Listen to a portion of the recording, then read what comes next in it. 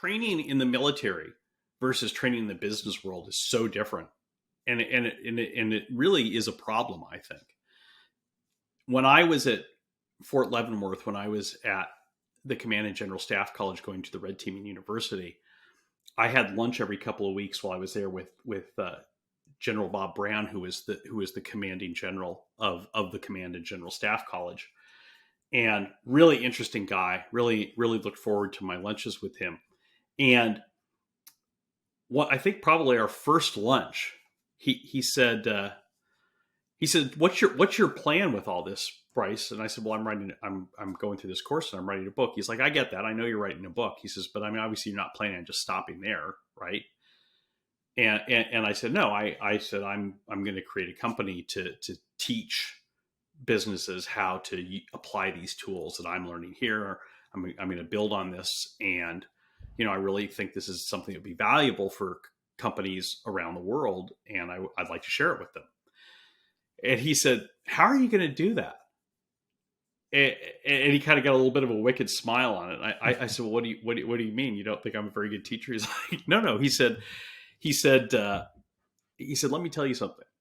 He said, I have been asked by the president to sit on one of the CEO councils in the United States and leadership councils. And he said, I'm the token guy in green on this council.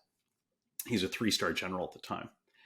And he said, we meet every quarter and I've got a chance to know a lot of these guys. And of course, being that they were all from large corporations, they were all guys.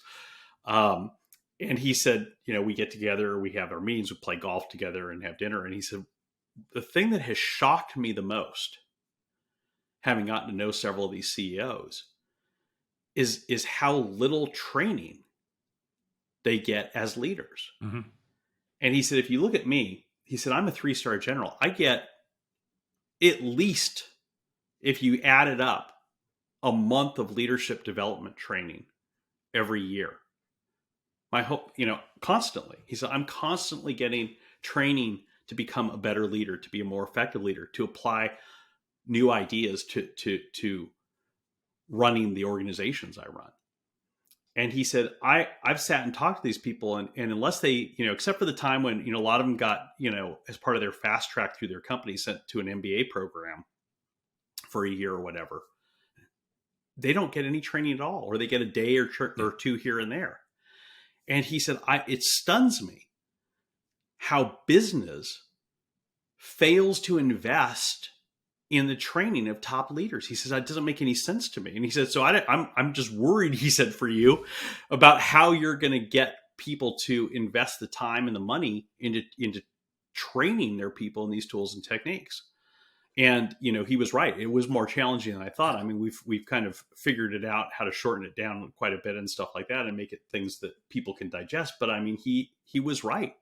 Businesses, by and large, don't invest in training anywhere near the level that the military does. No, and they don't invest in the training of leadership. And I think that's the pivotal difference between those two military and business entities is that military is, the foundation is leadership of the military, and we focus on growing and enabling future leaders from the minute you arrive at boot camp. In business, it seems to be you get that as a default out of your cereal packet when you get promoted to senior manager. And there's this bizarre assumption that you are suddenly skilled as a leader at a certain level. And then you might get a 2-day training course or the internal online pack, and they'll throw some random coach at you when you reach a level. And then they wonder why things are failing. As we know, Business Agility Institute, 3 years running, the number one challenge to enabling business agility is leadership. Why are we surprised? We're not putting the time and effort into upskilling our people in being good leaders, great leaders, and change leaders. And I read an article today saying that there's a growth of having chief transformation officers at the table in the C-suite.